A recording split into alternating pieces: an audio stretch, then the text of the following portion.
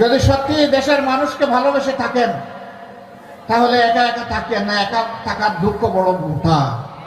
চলে আসেন, আমাদের কাছে আসেন, আমরা কাশেমপুরে আপনাদেরকে ভালো জায়গা করে দেব। এই জন্য কি আমাদের সন্তানেরা জীবন দিয়েছে? নো, তাদের একটাই স্লোগান ছিল, উই ওয়ান্ট জাস্টিস। আমরা ন্যায় বিচার চাই, আমরা দুর্নীতি চাই না, আমরা বৈষম্যহীন বাংলাদেশ চাই। সেই বাংলাদেশ এখনো কায়েম হয় না বলেই আমাদের সেই বুকের সন্তান বীর যোদ্ধারা আবার স্লোগান তুলেছে, আবু সাইদ মুক্ত, শেষ হয়নি যুদ্ধ।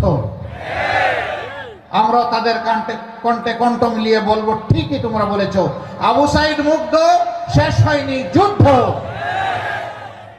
একটা মানবিক বাংলাদেশ, দুর্নীতি মুক্ত বাংলাদেশ, দুঃশাসন মুক্ত বাংলাদেশ কায়েম না হওয়া পর্যন্ত আমরা থামবো না, আল্লাহর কসম আমরা থামবো না।